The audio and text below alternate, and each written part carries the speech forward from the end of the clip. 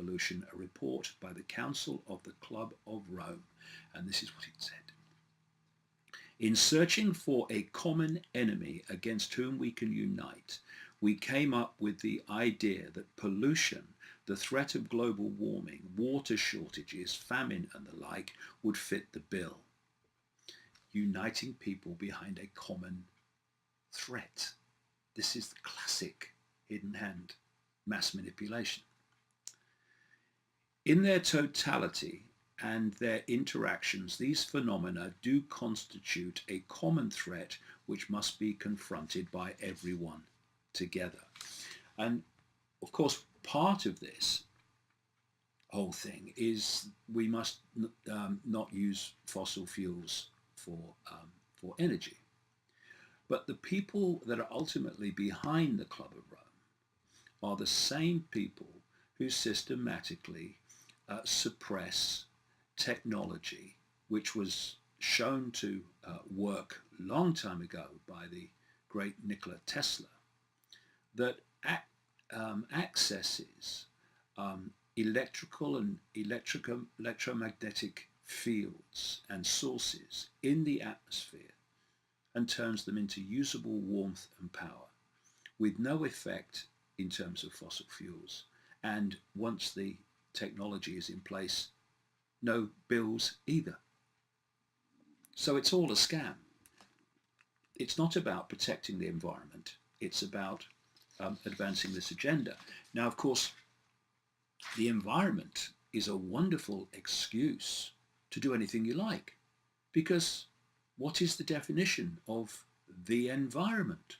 It's everything and everywhere.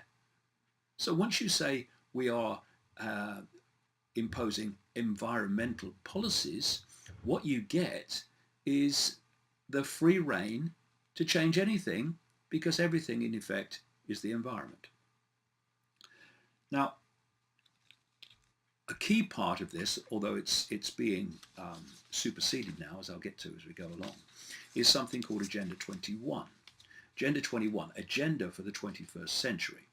It was signed into agreement at the 1992 Earth Summit in Brazil, when the green movement was manipulated into supporting global human slavery, because that's what the whole thing was designed to trigger.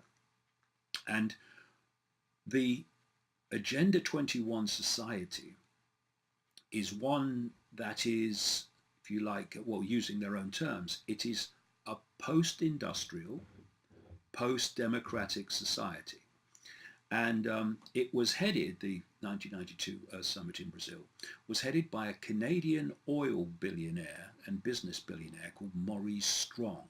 Maurice Strong was a member of the Club of Rome and also a frontman and clone for the Rockefeller family, which means he was a frontman and clone for the Rothschild family. And this is a man who, of course, made his fortune from industrialization. And here's a quote from him at the 1992 Earth Summit. "Isn't the only hope for this planet that the industrialized civilization collapse? Isn't it our responsibility to bring that about?" And that's what we're seeing step by step unfolding. Now, Agenda 21 uses terms like sustainable development and biodiversity, which all sound great, and in their true meaning, who wouldn't support that except an idiot? But that's not what they mean. They're there to provide excuses. This is the wish list gleaned from their own documents of Agenda 21. An end to national sovereignty. Here we go. This is a constantly recurring theme. You've got to get rid of national sovereignty and identity so you can centralize power eventually in a world government, world central bank, world army, world currency, cash, no physical money. And so the national identity has to be destroyed, and that's why this is such a major part of what's happening with the migration crisis. Another on the wish list of Agenda 21. State planning and management of all land resources, ecosystems, deserts, forests, mountains, oceans and fresh water, agriculture, rural development, biotechnology and ensuring equity, which means equal slavery.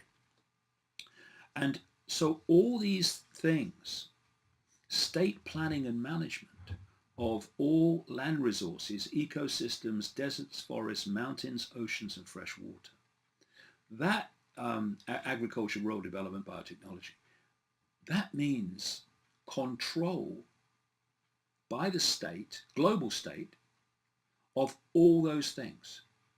And there be no private ownership or decision making involved in any of those things. And of course, if you control water and food, you control the global population. And we're now having situations in American states where they are saying that they own, the state owns all water supplies, even, and I'm not joking, even down to puddles on your own property. But will the mainstream media tell you this?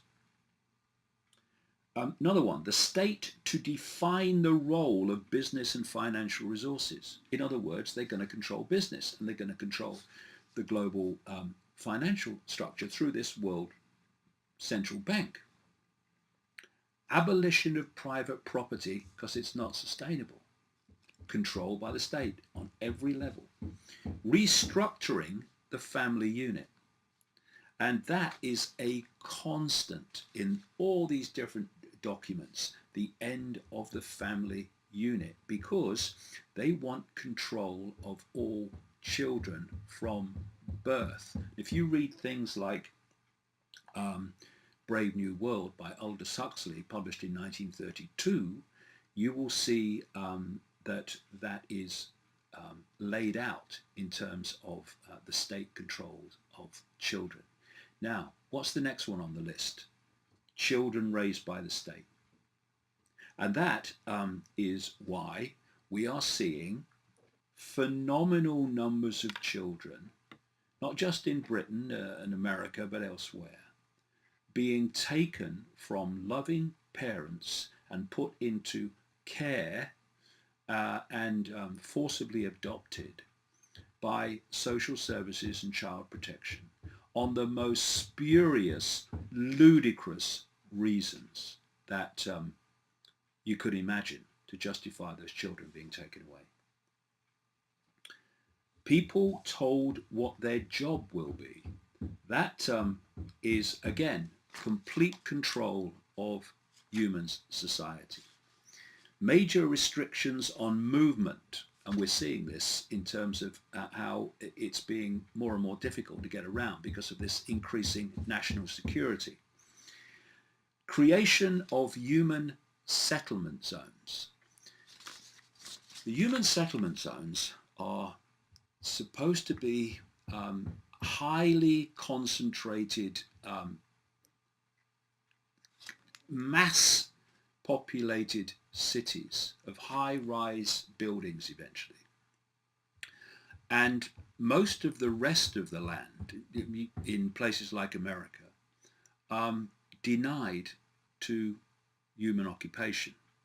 And if you go on the internet and you put into a image search engine words like biodiversity, wildlands project, map of America, you'll see the vast, enormous tracts of America that are designed to have no human use, and how the human settlement zones are in very, very small areas. And of course, once you're in a human settlement zone and out of the wider countryside, you are easy to track, you are easy to